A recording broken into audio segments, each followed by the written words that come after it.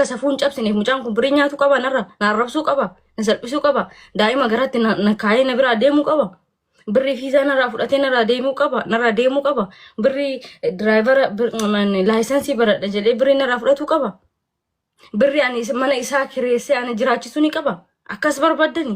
Makaatee warra jechuun kafana warra jechuun jaappoonii warra jechuun bakka danaa kenna miti warri kee gadi baatee dirhama 9,000 aayidinaa hojjedhu dirhama 10,000 manjaaf qaadinaa baasine warqii qubarraa kenni madaamiin sirraa fuudhu. Inaman biyya ta'uu maali naman? Maafin amanne wajji ciiftee miti akkamitti naman? Akkami aman? Na wajji ciiftee miti wayi dhiira biraa waliin isii beektaa yaa gammaati. Dubaay amanaa sanuu. Dubaayitti amani amanuu amannaan barni kaa hidhattee bar. Yaa miti biyya ta'ee biyya ta'uu. No amannaan ni kaa hidhattee bar. Dhagaa hiika kookii kiyya. Amannaan isii tana ni kaa hidhattee miti. Barnamni giddiin sitti fe'een jiru. Achi kaatee Itoophiyaa irraa waliin dhuftee Itoophiyaa irraa si fiddee haa isiin si fidduu atuu dhuftu Dubaayitti illee dhuftee wajji ciiftee miti.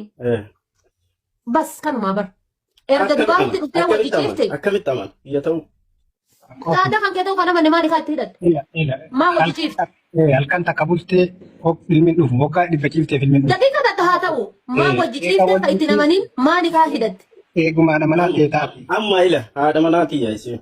Ammallee. Uffoo kana bardi meelaa dhagaye. Haadha manaa kan ta'e ta'uu amante kookii kiyya dhageeffadhu laala. Himata wallaalanii dabalaa abaaranii. Tunillee. Taa mucaa. Dhageeffadhu laala. Wanta kana dhageeffadhu wanta akka laala. Wanta kana dhageeffadhu. Himata wallaalanii hayyicha abaaranii bitata wallaalanii gabayaa abaaranii ta'in. Mucayyoo tana dhiirri ati isii waliin beektu wajiraa. Maali beekan bakka isheen ooltu bakka isheen galtu hin beeku. Dhiirri ati isii wajji beektu hin jiru. Waggaa 10 ala haa daladdu si'iin kafiila jala jira jedhaa. Waggaa 20 ala haa daladdu si'iin kafiila jala jira jedhaa. Isii tana itti amantee jennaan akka isiin Dubaa hirtu osoo argitu akka isiin biyya keessa hin jirre osoo argitu nikaa itti hidhattee abbatti himattee arda himattee nikaa hidhattee erga nikaa hidhattee booda kaatee Itoophiyaa irraa Dubaayii dhuftee erga Dubaayii dhuftee illee daqiiqaa 5 waliin ciisii 2 waliin ciisii takka waliin ciisii 3 waliin ciisii erga Dubaayii dhuftee illee waliin ciifte. Dubartiin yookaan immoo ilmoon guyyaa 30 wajji ciisuun barbaachisu garatti hafuudha. Maafiroo sagandii takka gara hafuu dandeetti. Haga ammaaniifati waliin haasofne kana keessatti ilmoon gara hafuu dandeetti. Sigalee paantii kan kee irraa paantii kan ta'e uffatte irra hafuu danda'a ilmoon garatti. Shintibeetii ati irraa fincaantira teettee garatti hafuu danda'a ilmoon. Siif galee dirqama ati isii wajji waggaa 10 jiraachuun qabdu ilmoo itti hambisuudhaaf. Kan abbaa barbaadde gaafadhu. Eega waliin ciisuu amantee. Eega haadha manaa kan ta'e ta'uu amantee. Dubaay jiraachuu osoo beektu qaraa fuute wanni amma ilmoo kan kee amanuu si dhoogu hoo maali? Waan ji'a ganaa adda turre osoo ani hin beekin ji'a ganaa turtee hadha ulfanaan jette akkami an ilmoo argachuuf biyya kana hin dhufne jalqaba.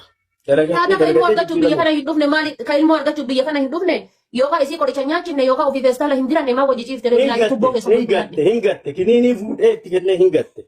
Kiniinii fuudhee itti kennee guyyaa hunda akka isiin goote hin beekne. Taata keenii akkasiin goote kan hin beekne siin ilmoo dhaluu beete. Erga haadha manaa kan keeti bitaanis ta'e mirgaan ilmoo dhalchuudhaaf Dubaayii hin dhufne hojjechuudhaaf Dubaayii dhufe tabiraa hoomaaf fuutee isii waliin akkana taate. Tanamaaf dukkaataa irraa fidde. Amma waliin jiru taasisu. Maaliif fuute?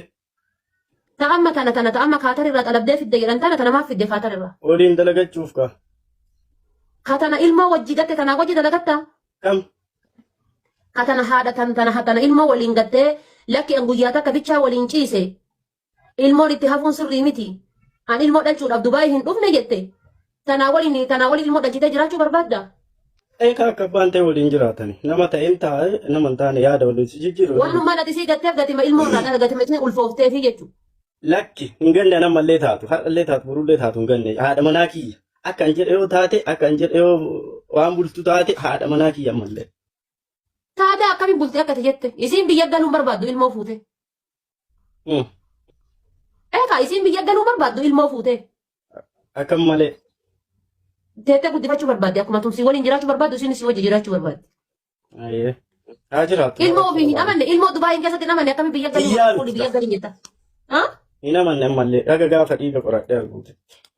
Taata eessa dhiiga qorattaree akka busaa yaada bosona galte eessa dhiiga qorattaree. Maaliif bosona gala? Ukkoo tana fidattee bara tana fidattee atu dhufte waggaa takka keessatti ilmoo dhalchite waqtii haatee tabiraa fidattee. Tunillee maal jechuudha qoyi maqaa abbaa keetii maqaa ardaa keetii maqaa gosa keetii maqaa isiitis maqaa kan keetis balleessite barakam maqaa warra kan itti hidhatte warra kan lammaffaa fuutee illee balleessite dhiiguma sana fi qoratiin ishi. Jaartiin kaatii bar. jaartiin kaya eegatee ati waliin ciiftee kaatee jechuudha. Wajji ciiftee kaatee lakkaan ittiin ulfeessine ta'uun qabu maalinni. Akka karoora keetiitti dubartii takka yoo hagam waliin ciisan ilmootti dhalchuu danda'an jettee yaadda. Guyyaa fedhan daqiiqaa keessatti dhalchuu danda'an yoo itti yaaddee. Taata daqiiqaa keessatti ilmoo dhalchuu danda'an taate maa akkami amana kiyya jedhee amanuu qaba dirqama. Obboleessa kiyya bishaan sirraa ba'e masirraan baane isaatii si wajji ciifte san. Okay. May qoyaadha faate. Okay. Yoo qoyaame bishaan sirraa ba'e masirraan baane isaatii si waliin ciifte san ati maaliin chaalla girgidda dhiibattee lafaa kaate si fakkaate maa maalinni. Okay. Deemin deemaa sammuu akkam qabasi. Ila. Ni afaan ogeetu na onnaa gochuudha. Yoo qajeela waan dubbatu ati dhidhiibaa ati itti dhiibdu yoo waan dhidhiibaa miti bar waliin ciisee si tu'amane. Itti dhiibaa taati na dhiibaa. Itti dhiibaan jiru na dhageeffadhu obboleessa. Waliin ciisee si tu'amane. Haadha mana galtee si tu'amane. Itoophiyaa irraa qalabamtee dhufuu si tu'amane. Erga dhuftee waggaa tokko ta'uu si tu'amane. Haajia saddeet turtee sitti himtu. Dhaltee kaatee ilmoo si dhale haasiin jettu. Bitaan qorii mirgaan qorii kalaallamu ati si wajji ciisuudha. Ani dhiiga qoradhu malee mallee sirraa namanu. Ati amani jettu. Taada dhiiga eessa qoratta ree atuu akka busaayaa bosona galte eessa qoratta dhiiga. Maal goota maali hin qoradha yoo barbaada. Eessa qoratta dhiiga eessa qoratta. Ati dhiiga ta biraa qorachuu jirta kaataa irraa fidatte jedha. Isiillee haadha manaa kee kan kaa'ati bar alaala. War sanillee fuutee tanallee fuutee tun ilma waliin rakkatti sun ammoo wannootti jirti jechuudha. Ana maksikeessa. Sanuma yoo bitun feesitee wajji waakkachuu hedda sanis. Maaliif itti ulfeessee waakkadha? Maaf akkas gooti garatu? Maaf akkas gooti? Ati maaf akkas goota? Ati maaf wajji ciifti? Amma qoyi. Kokeeti. Hayyee ishii furmaanni isii maal haa ta'u jetta ata? Haa galtu biyyatti haa galtu. Biyya galcha. Ilmoo Dubaayin keessa waakkate fuutee biyya galchita. Guddifattaa re'at. Maaf guddifadhaan wanni guddifadhu maali? Zarii teetiitu waakkadhaaniin. Sijjamir osoo ana taate osoo wanni kun ana mataa kiyyarra taate mataa kiyyarra osoo taate jechuudha. Qiyaamaa dachii tanarra dhaabbattu hin beektu. Qiyaamaa dachii tanarra Dubaayin keessa aniifati wajji jiraanne anaafati Dubaayin keessa waliin deemne ilmoo waliin rakkisuu miti. Dhageeffadhu kaa osoo ana taate guddifattaa miti ilmoo waliin rakkisuu miti osoo ana taateeti.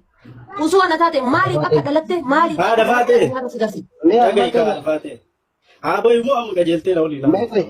Alfaatee meeqa hin dubbanna amma dhiifama wajjin. Kokeeti. Nagaami akkam fayyaa jirtaa? Nagumaami. Waliin beeknu malee wal beekna anis hasaasa biyya keeti. Saba keeti anaayyuu baay'ee nagaa rafanii amma ati dhiira. Dhiirti dhugaa jirtu dubbattee lafa namatti dhiitee bulti jecha. Miidiyaan kuni viidiyoo hadha waraabaa intargamu.